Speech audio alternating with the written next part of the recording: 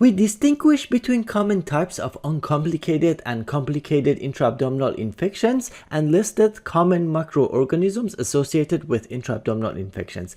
Now, given a patient with an intra-abdominal infection, let's recommend appropriate treatment. Let's take a look at treatment of some uncomplicated intra-abdominal infections. These are in the absence of peritonitis.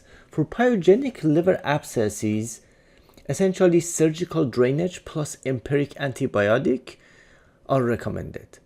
And for monotherapy, essentially piperacillin tazobactam or a carbapenem, including erdopenem, is recommended. For most patients, piperacillin tazobactam is the way to go. For patients who are at risk of resistance, then carbapenem.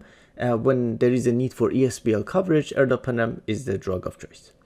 For combination therapy, instead of piperacillin tazobactam, we may use either a third generation or a fourth generation cephalosporin plus metronidazole for bacteroides coverage. Obviously, piptazo and carbapenems do cover bacteroides, so there is no need to add metronidazole to carbapenems or piptazo.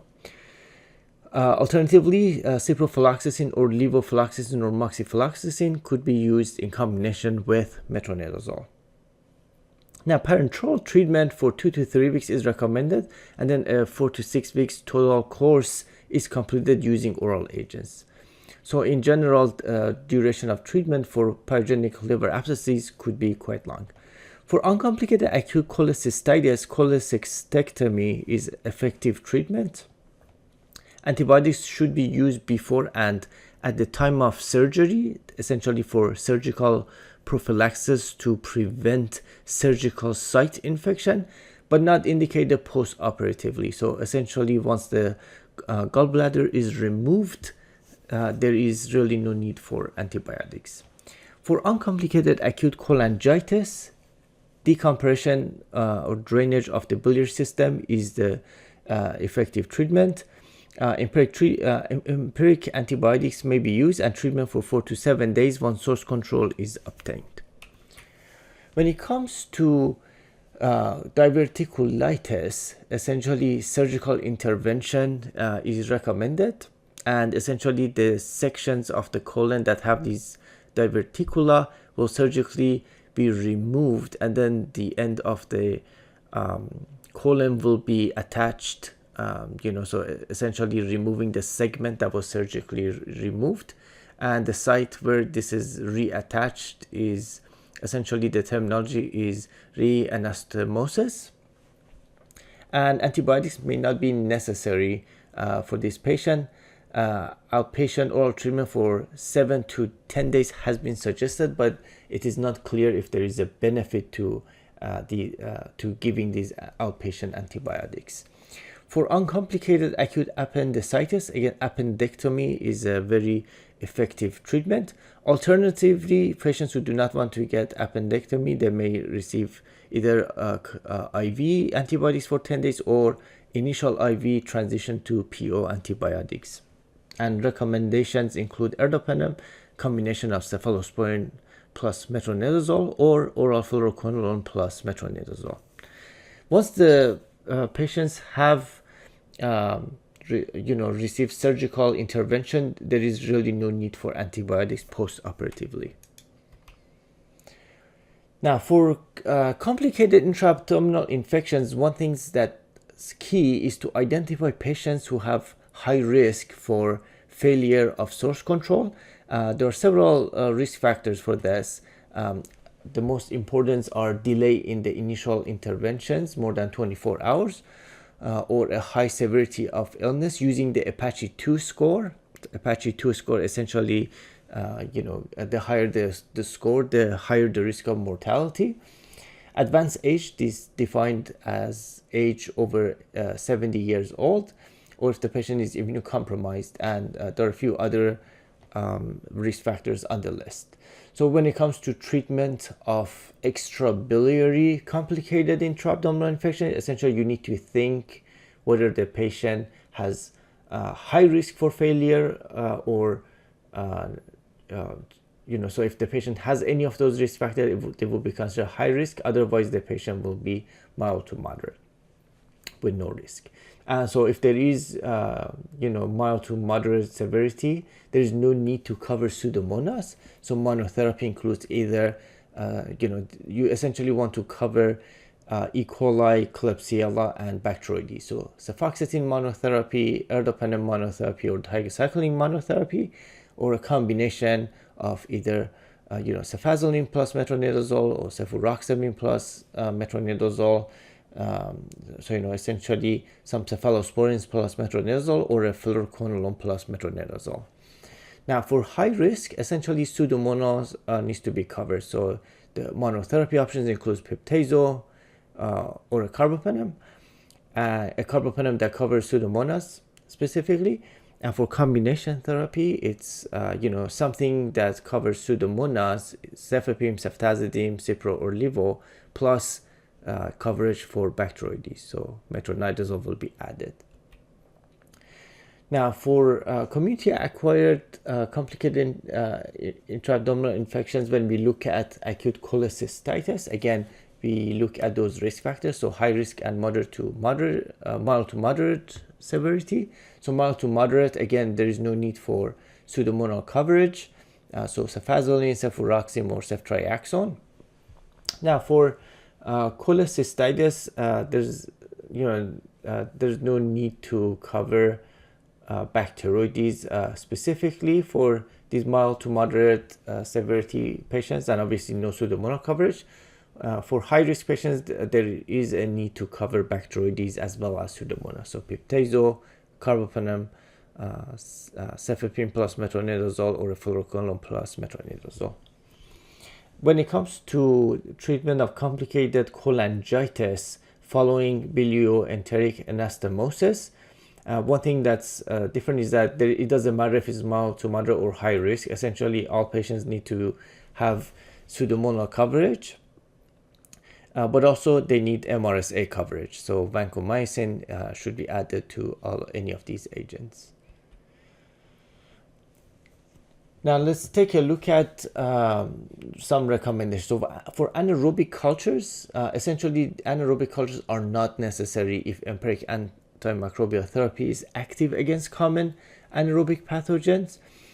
For high-risk patients, cultures from the site of infection should be routinely obtained, particularly in patients with prior antibiotic exposure who are more likely than other patients to harbor resistant pathogens. As mentioned before, ampicillin sulbactam does not have good activity against E. coli, so therefore, it is not recommended. Aminoglycosides are not recommended essentially because of toxicity, and we have many other agents that can be used. In general, empiric coverage for Enterococcus is not necessary, even though Enterococcus is isolated in many of these intra-abdominal infections. Again, Enterococcus, belongs to the normal gut microbiota. Now, occasionally patients may grow candida on these cultures in intra-abdominal infections, and that may not necessarily be causing an infection. So empiric antifungal therapy for candida is not recommended. Fluoroquinolones should not be used unless antibiograms indicate more than 90% susceptibility to E. coli.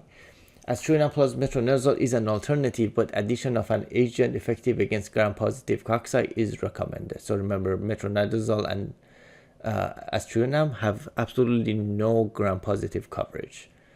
Now, empiric use of agents effective against enterococci is recommended for community-acquired high-risk complicated intra-abdominal infections. Use of agents effective against MRSA or Candida is not recommended in the absence of evidence of infection due to such organisms. And lastly, antimicrobial regimens should be adjusted according to culture and susceptibility reports to ensure activity against the predominant pathogens isolated in culture. Now let's take a look at spontaneous bacterial peritonitis. So essentially the diagnosis is based on acidic fluid analysis showing PMN of at least 250 cells per cubic millimeter or more. Now, older AASLD guidelines also had mentioned that if the PMN is less than 250, but if the patient has either a fever or abdominal pain, that also is diagnostic of SBP. For treatment, essentially an IV third generation cephalosporin is recommended. Most often people use ceftriaxone because of easier dosing. It can be dosed once a day. And that's for community-acquired SBP. For healthcare-associated SBP, it is important to use a local antibiogram to make sure that we use an agent that's appropriate. Often, piperacillin tazobactam may be necessary. And vancomycin should be added if prior MRSA infection or a positive surveillance swab for MRSA is found in the patient. In the case of VRE, instead of vancomycin, daptomycin should be used. For, if the patient has had a recent exposure to piptazo should be replaced with meropenem. In critically ill patients, it is recommended to use carbapenem-based therapy as opposed to starting with piptazo. And total duration of antibiotic use for treatment of SBP should be 5 to 7 days. Now, what about preventing SBP? So there is the concept of primary prevention of SBP. So this is someone who has never had the SBP before. So we're trying to prevent this for the very first time. And certain patients qualify for primary prevention. The most, the biggest one is essentially patients with cirrhosis who have upper GI bleed. And when they have that GI bleeding, because that can lead to SBP, it is recommended to give IV ceftriaxone for up to 7 days. Now, other patients, cirrhotic patients who have low protein ascites, primary SBP prophylaxis can be considered if they have renal dysfunction. So, for example, serum creatinine greater than 1.2, BUN greater than 25, or serum sodium less than 130, or if they have liver failure. And the agents for primary prophylaxis for these patients essentially is ceftriaxone, but trimsulfa and ciprofloxacin have also been used. These are all for 5 days. So essentially, prophylaxis from GI bleeding is a bit longer compared to other types of primary prophylaxis. And then once somebody has had SBP and received treatment, then you can do secondary prevention. So secondary SBP prophylaxis is to prevent other SBP occurrences. And unfortunately, these patients who have had SBP, they don't live very long. So their life expectancy is quite short. So these are very difficult to study. So when you see this recommendation, they say indefinitely, but keep in mind that these patients may not have many years left to live. So ciprofloxacin daily is recommended, and as you can imagine, this is going to have a huge effect on causing collateral damage. So people have also tried by mitigating it by using ciprofloxacin once a week instead of daily, and also there has been rifaximin at 400 milligram TID dosing, which is not in the guideline, but people have studied this and have tried this. This is more expensive, but it could be beneficial in patients who have E. coli resistant to ciprofloxacin or Bactrim. This concludes this presentation.